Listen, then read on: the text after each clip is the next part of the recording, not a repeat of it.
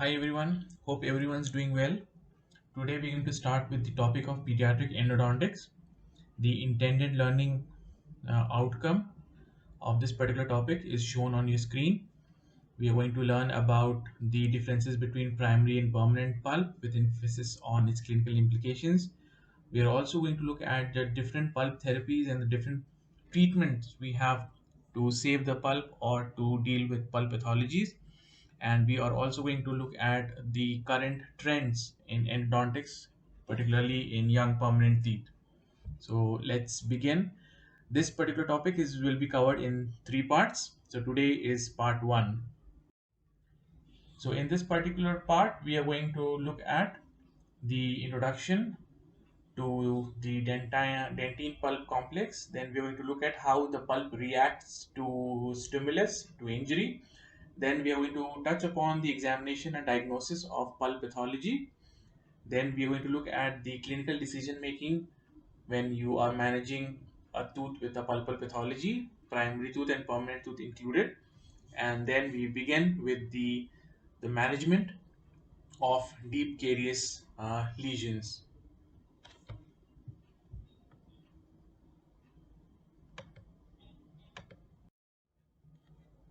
All right, so let's start with the basic understanding of the pulp dentine complex. Dentine and pulp are both coming from very similar tissues in terms of their embryological origin, their histological features, and their functionality. And therefore, pulp and dentine are together considered as a pulp dentine complex. That means one cannot survive without the other. The cells which are at the periphery of the pulp, the odontoblasts, they secrete and synthesize the dentine, and this dentine is what protects the viability of the pulp. The dentine pulp complex structure supports the enamel in dissipating the masticatory forces. As you know, the enamel is one of the hardest structure of the tooth, and it is therefore very brittle, and therefore it needs a support of a softer dentine under it to absorb some masticatory forces, and then the dentine has a pulp under it which provides moisture to the dentine, and therefore the dentine is not brittle. This pulp dentine complex is a vital tissue, and its biological composition and structure maintains the tooth vitality. That means the pulp cannot survive without the dentine, and the dentine cannot survive without the pulp. Okay, so this particular slide shows the histological cross section of the dentine and the pulp complex, and you can see that here is the pulp. These are the pulp connective tissue with the fibroblasts floating around, and then we have the predentine, and this is something called as the tertiary dentine, and then the physiologic dentine. Okay, now let's look at what is a tertiary dentine. We have already learned about predentine and physiological dentine in your dental anatomy and dental histology. So let us focus on what is a tertiary dentine. So tertiary dentine is basically a process where the pulp tries to repair the dentinal tubules, the odontoblast, which have been damaged due to various stimulus. And therefore, this is the reason it is also called as reactive or reparative dentine. And this only comes as a reaction of pulp to various kind of stimulus like atresion, caries, or even by restorative dental procedures, even the use of burr without water spray could heat up the dentine and damage the odontoblast which are present in the pulp. So the tertiary dentine, the quantity and the architecture or the quality depends on what kind of stimulus the pulp has received, and therefore intensity and duration of the stimulus decides what kind of tertiary dentine would be formed in terms of its quality and quantity. These tertiary dentine may have tubules continuous with those of secondary dentine, and these tubules are spare in number and irregularly arranged, or they may not have any tubules at all. And we will see how these tertiary dentine originate from. Okay, and the cells forming the tertiary dentine lines its surface or become included into the dentine, and the latter case this is called as osteodentine. So reactionary tertiary dentine is also subclassified as reactionary or reparative. That means a reaction to stimulus or a reparative response to the damage. To the stimulus, if the stimulus is mild, there's a low-grade inflammation of the pulp, the odontoblast secretory activity increases, and the odontoblasts which are already present will form the tertiary dentine.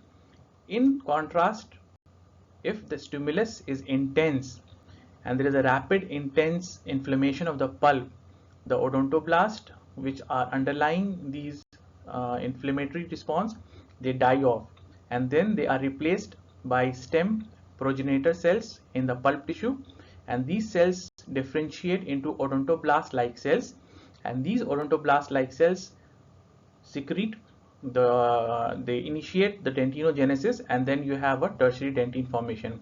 So this process is called as reparative dentinogenesis, and this process is called as reactionary dentinogenesis. So there will be a difference between the structure and the quality of the dentine that is formed, the reactionary dentine that is formed. Now the reaction of pulp of a primary teeth is different from the reaction of pulp from the permanent teeth. So in the primary teeth, the enlarged apical foramen, there is an abundant blood supply to the pulp, and this demonstrates a typical inflammatory response to a stimulus as compared to the permanent, where the apical foramens are restricted. There is a reduced blood supply, and this favors a calcific response. So you'll normally find pulp calcification in permanent pulp and more inflammation in a primary pulp. Second, the reparative dentine formation is more extensive and irregular as compared to the permanent, where reparative dentine formation is less. The dentine innervation is less in primary teeth and it is more in permanent teeth, and this is the reason why when you're doing cavity preparation in a primary tooth, the child may not complain of sensitivity until you reach the pulp, and suddenly you find the child complains of pain and you're already touching the pulp. This does not happen in permanent teeth because the innervation density of innervation is very high. So as soon as you reach the dentine, the patients will complain of sensitivity. In primary pulp, there is a localization of infection, and inflammation is poorer because of the abundant blood supply. So the infection kind of spreads faster, and therefore you will have more swelling as compared to the permanent. In permanent, the inflammation and infection is more or less localized, and therefore in permanent teeth you will have severe irreversible pulpitis or severe pain, while in children you will have one episode of serious severe pain, and then the pain will subside on taking painkiller, and the extraoral swelling will come. So this is the difference between how the pulp of primary teeth differs from the permanent teeth when it is tested by a stimulus.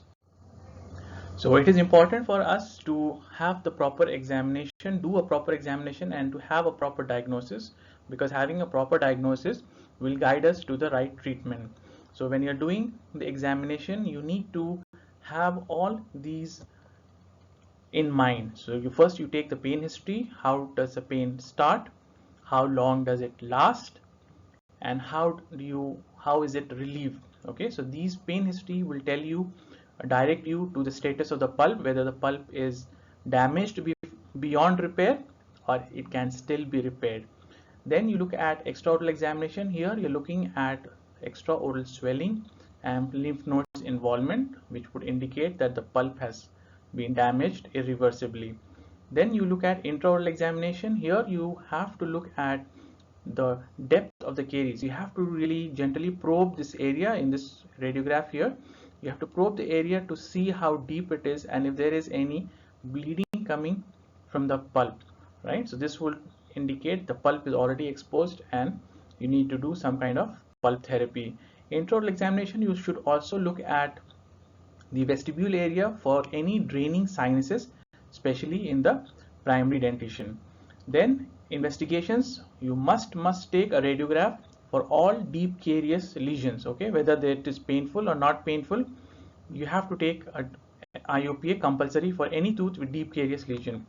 Why? Because if you see here in this particular radiograph, you have a deep carious lesion and then you have extensive internal resorption, and the treatment for this is only extraction. So you cannot do any kind of pulp therapy or any restorative treatment. If you look at this radiograph here, you see the caries, and the caries has gone onto the root surface. So this basically becomes non-restorable tooth and indicated for extraction. Similarly here, if you see IOP, if you see there is extensive root resorption and there is an extensive radiolucency in this area. So this tooth is indicated for extraction. This tooth here has a quite deep caries and the roots are also having minimum of 2/3 length. So this tooth can be saved by either doing any kind of vital pulp therapy, or even if the pulp has undergone irreversible change, we can still do pulpectomy. So this is how intraoral examination, the investigation of intraoral radiograph has to be done very thoroughly. Then after the investigations, you have to make a diagnosis, and from the diagnosis you have to make a treatment plan. Okay. So now when you talk about pain history, you must understand the difference between reversible and irreversible pulpitis, because there is a difference in the intensity and the type of pain. Now the pain of reversible pulpitis, which is typically noted as sharp shooting, comes from A delta fibers, and these A delta fibers are mostly present at the periphery of the pulp. So as soon as the caries enters the enamel, the dentine, and the inflammation is reaches the pulp, the A delta fibers are the first nerves to get stimulated, and they give you a sharp shooting pain. So a patient who's complaining of a sharp shooting pain, you must understand that the inflammation has reached the pulp and is still confined to the outer surface of the pulp. So I'm talking about inflammation, I'm not talking about bacteria. Okay, so the reaction of the dentine would be to stimulate the pulp, and the A delta fibers will get stimulated and you will have pain. Now irreversible pulpitis will give you deep dull aches, and these deep dull aches are transmitted by C fibers, which are more into the body of the pulp. So if the patient is complaining of dull ache, that means the inflammation has already reached the body of the pulp, and this kind of pain requires some kind of pulp therapy. That means you have to remove the pulp or do something to the pulp. So remember, the reversible is A delta fibers, sharp shooting pain. We can still not touch the pulp and save the tooth, and if you have irreversible pulpitis, they will stimulate the C fibers, and the C fibers will give you a dull ache.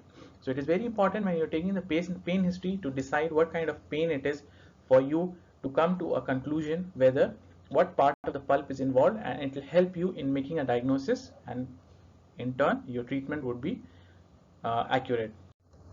So when you are making a pulpal diagnosis, this is the progression of inflammation in the pulp. So when the pulp is normal, there is quick response, that is momentary pain to hot and cold, and there will be no pain per se. Okay, so you eat an ice cream, you may have a momentary pain, okay, but the pulp means the pulp is normal. Now if you have a sharp response which is not lingering and there is no spontaneous pain, no spontaneous pain means the pain that does not arise by itself. So it is basically provoked pain. So if you have a provoked pain which does not linger and it's only a sharp response, the pulp status is in reversible damage. Reversible, that means you can reverse the damage. But if the response with lingering sensation and there is a history of spontaneous pain, that means the pain just starts on its own, most typically seen at night when the patient is gets up from sleep at night because of the pain, spontaneous pain. Okay, so this is irreversible pulpitis, and it could be symptomatic or asymptomatic. So symptomatic means there will be history of dull pain lasting over a period of 2 hours, 3 hours, and the patient has to take medication to relieve the pain. Or it could be asymptomatic, which is only diagnosed from the radiograph. So if you have a deep carious lesion and you take a radiograph and you see internal resorption, which indicates the pulp is irreversibly damaged, and it is asymptomatic because it is not having any pain. Then lastly, you can have a necrotic pulp which will not be responsive to either pain, which will not be responsive because all the pulp tissue has died, so there will be no pain from hot and cold, and it may or may not have pain on its own because the pulp is necrotic. The pulp may appear asymptomatic, but it will always be associated with a deep caries lesion or history of trauma. Two things you must keep in mind. So what is the clinical decision making? Because we are dealing with primary teeth and young permanent teeth, the treatment options for the pulp therapy are not the same. Okay, it is very important, and this is where you all make mistakes in your OSCE exam and in your modified essay questions. Okay, you always tend to overlap the treatment options. So in this particular slide, I want you to learn what you can do and you cannot do. For example, you can do indirect pulp capping for both permanent and primary teeth. But when it comes to direct pulp capping, it is recommended not to do direct pulp capping for primary teeth, but you can do direct pulp capping only if there is a mechanical exposure in a permanent teeth, for example, trauma, and the apex is open. So in this case, you can do direct pulp capping and protect the pulp, and the apex will form because the pulp is still vital. And if the apex is closed, you must do an root canal treatment. Of course, this depends on the amount of mechanical exposure, but in primary teeth, direct pulp capping is not really advocated because we really don't know how the pulp will respond to the biomaterial that we use for direct pulp capping. But with newer dental materials, pulp capping agents coming into the picture, we may also be able to do direct pulp capping. But the rule of thumb is don't do direct pulp capping in primary teeth. Then in primary teeth, you don't do apexogenesis. I repeat, in primary teeth, you don't do apexogenesis. But in permanent teeth, you can do apexogenesis, especially if the apex is open and pulp is vital. This is the only criteria for apexogenesis. Otherwise, you cannot do apexogenesis. So in permanent teeth, you can do apexogenesis if the apex is open and the pulp is vital. And this is how you do cervical pulpotomy or cervix pulpotomy. This you will learn in the next lecture. Then you can perform pulpotomy in primary teeth only by using ferric sulfate or laser, but not by formocresol anymore. We are not using formocresol anymore. I repeat, pulpotomy in primary teeth is done by ferric sulfate. This is the gold standard now. But in the permanent, you can do pulpotomy by using calcium hydroxide, MTA, or biodentine. You are not using ferric sulfate in the permanent teeth. So don't confuse ferric sulfate on this side. All right. Remember, in permanent teeth, pulpotomy can be done by calcium hydroxide, MTA, or biodentine, but you cannot use formocresol or ferric sulfate. Similarly, pulpotomy can be done using calcium hydroxide, MTA, and biodentine in primary teeth. So this three can be used here, but this one cannot be used here. All right. Then of course you can do pulpectomy in primary teeth, and this parallel treatment is root canal treatment in permanent teeth when the apex is closed. But when the apex is open, then you have to perform something called as apexification. But there is no, you cannot do apexification in a primary teeth. Okay, right. Clearing my throat there. So in primary teeth, you don't do apexification, you don't do apexogenesis, you don't do direct pulp capping. All right. In permanent teeth, you can do all this. So remember, this one is a really important to help you in your MEQs and your OSCEs. So let's look at the direct and indirect pulp capping. Really logical. If you place a biomaterial over the exposed pulp, it becomes a direct pulp capping. But if you have a dentine, a layer of dentine, 0.5 millimeter, 1 millimeter, and then you put your biomaterial, then it becomes an indirect pulp capping. Okay, so now we will look at each of these little more closely. Indirect pulp capping, defined as a procedure in which the non-remineralizable carious tissue is removed and a thin layer of caries is left behind in the deeper sides of the cavity, where complete removal would result in pulp exposure. So you can only decide this by looking at a radiograph. So in the radiograph, if you see the caries is approaching pulp, but there is no history of irreversible pulpitis, then better not to remove the whole pulp, whole carious dentine, because you will expose the pulp and you have to do pulpotomy or pulpectomy later. So the treatment will become more complicated, more expensive for the patient, and the prognosis will also reduce as soon as you touch the pulp. So indirect pulp capping is very useful there. So in direct pulp capping, you remove the infected dentine and you leave behind the affected dentine. This we have already seen in the restorative dentistry lecture. Why there is what is the difference between the two? So indications, like I said, when you're performing in indirect pulp capping, right, we have to ensure that the pulp is normal or at the most having signs of reversible pulpitis. Okay, that means if you remove the caries dentine, that means you remove the cause of inflammation, the cause of infection, the pulp can heal by itself. So it is reversible pulpitis. So any signs which can give you an indication of pulp necrosis, in those cases you cannot do pulpectomy. In those cases you cannot do indirect pulp capping. And of course the contraindications are any signs of irreversible pulpitis. That means there is a nocturnal pain or there is lingering pain, then you cannot do clinical examination. If you have a discolored crown which is indicative of pulpal necrosis, cannot do.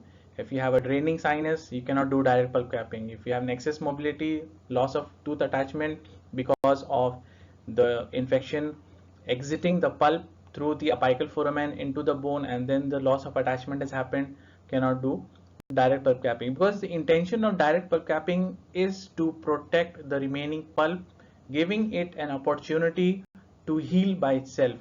Okay, so if the pulp itself is damaged, irreversibly damaged, cannot repair, then we cannot do indirect pulp capping. Alright, so here the rationale is to reduce the hyperemia, to remineralize the part of the caries dentine, reduce the amount of bacteria, promote reparative dentine formation, and maintain the vitality of the pulp. So it's a very, very important treatment option in deep caries management. So how do you do it? This slide basically tells you how to do it, but you must remember the key point is ensure the wall of your preparation is caries free, so that your bonding of your restorative material and the wall of your cavity preparation is a very tight bond, so there is no chances of micro leakage. And when there is no opportunity for micro leakage, any bacteria which we have not removed at the base of the cavity will ultimately die off and the pulp will have an opportunity to deposit reparative dentine. Okay, so make sure the walls are absolutely caries free. The dento enamel junction on the cavity walls should be caries free, and then you can leave any amount, you can leave about 1 mm of caries dentine at the bottom. And when we say caries dentine at the base of the cavity, we are mostly looking at affected dentine. But studies have shown that even if you leave infected dentine at the base of your cavity preparation and you cover it up with calcium hydroxide, hard setting calcium hydroxide paste, then there are still chances the pulp will recover, and these chances are very high. So a very good diagnostic radiograph will help you to perform this treatment, which will be low in cost for the patient, less complex for you, and with very good prognosis. So this slide basically tells you how a small caries opening, okay, can lead to a very extensive caries spread with chances of pulpal exposure. So here the caries excavation has been performed and it is quite deep in this particular area. This particular area is now covered by your hard setting calcium hydroxide, and the cavity is restored with composite. Of course, this calcium hydroxide has to be protected by a layer of GIC, glass ionomer cement, and then you can put the composite, and then you can observe the tooth periodically for any symptoms of irreversible pulpitis, where you will have to change the treatment for a root canal. But the prognosis of this treatment is very good. So once you do indirect pulp capping, there was once upon a time, like I have discussed with you in your lecture on restorative dentistry, that there is no recommendation of re-entering the cavity to remove the caries dentine which we had left in the first appointment. Okay, so for us now the protocol is leave the caries dentine at the base of the cavity, cover it with calcium hydroxide, put a base of glass ionomer cement, and then restore the cavity with your posterior composite, and we are done. We are not going to touch that tooth ever again. Now we look at direct pulp capping. It is defined as a placement of a biocompatible material directly on the pulp, directly on the exposed pulp, okay, which could have occurred because of caries excavation or as a result of trauma. But you understand this, the prognosis is better if the pulp is exposed due to trauma, and the prognosis becomes poorer if the pulpal exposure has happened after caries excavation. So we'll look at this, how to have to increase the prognosis in when you're treating it. So rationally behind this treatment modality is to encourage the pulp to initiate the dentinal bridge through reparative dentine, and thus walling off the exposure site and maintaining the vitality of the underlying pulp. So indication, very important for us to understand, is direct pulp capping should be limited to only small pinpoint mechanical exposure which is less than 1 millimeter, and it has to be surrounded by sound dentine. Okay, now this kind of picture I always use in your OSCEs to assess whether you understand this concept of pinpoint exposure and the surrounding of the exposure should be a sound dentine. Now this direct pulp capping is not recommended for primary teeth, okay, but you can do it for permanent teeth.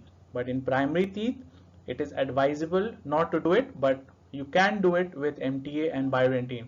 But when I ask you this question in the exam, you must give me both options. So recommendation not to perform direct pulp capping, but can be performed by using MTA, biodentine, and these materials are more biocompatible as compared to calcium hydroxide, which used to cause internal resorption in primary teeth. All right, so let's get this clear. And the second criteria is the exposed pulp tissue should be bright red in color and slight hemorrhagic, which would be easy to control. This basically means that the tissue is vital, and the bright red color of the bleeding indicates that there is no infection in that area, there's no inflammation, and because there's no inflammation, the bleeding can be controlled easily by a moist cotton pellet. And third criteria is if it is a traumatic exposure, it should happen in 1 to 2 hours. If the patient reports to you within 2 hours, then you can do direct pulp capping and the prognosis will be very good. Again, contraindications, any sign of irreversible pulp damage cannot do direct pulp capping.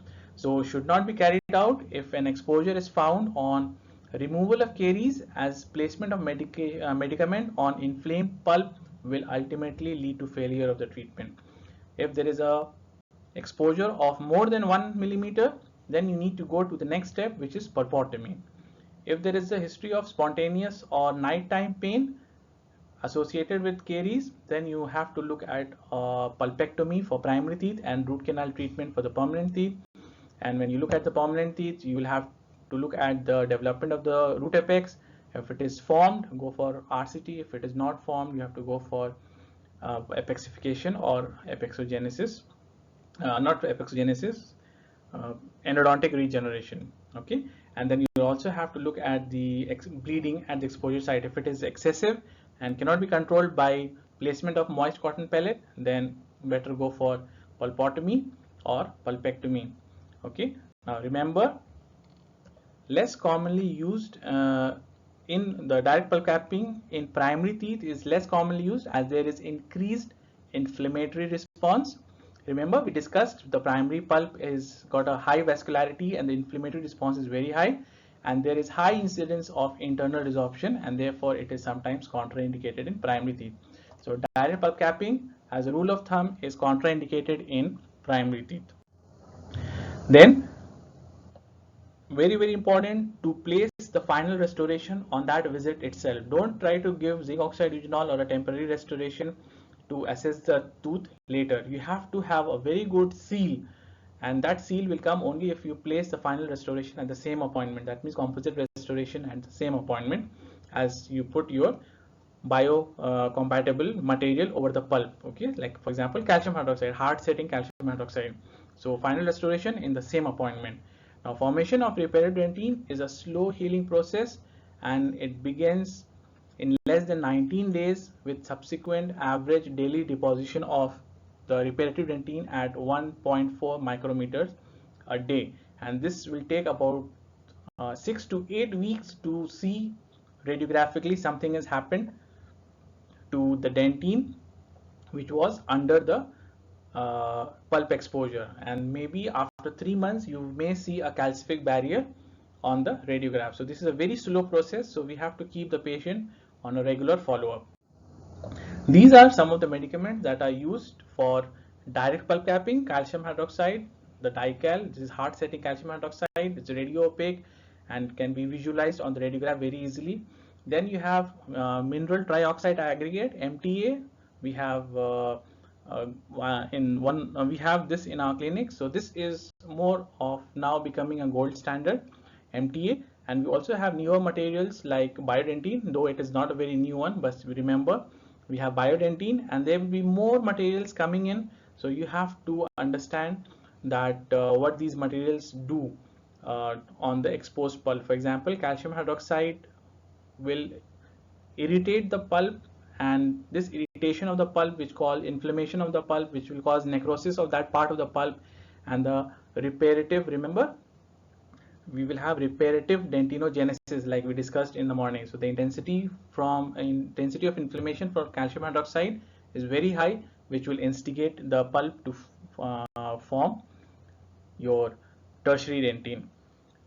Then you have mineral trioxide aggregate. This will basically itself form a barrier. It itself becomes a barrier and protects the remaining pulp, and the vitality of the pulp is maintained. And similarly it goes for biodentine as well. So these are some pulp capping agents that we use for permanent dentition and in very selected primary dentition.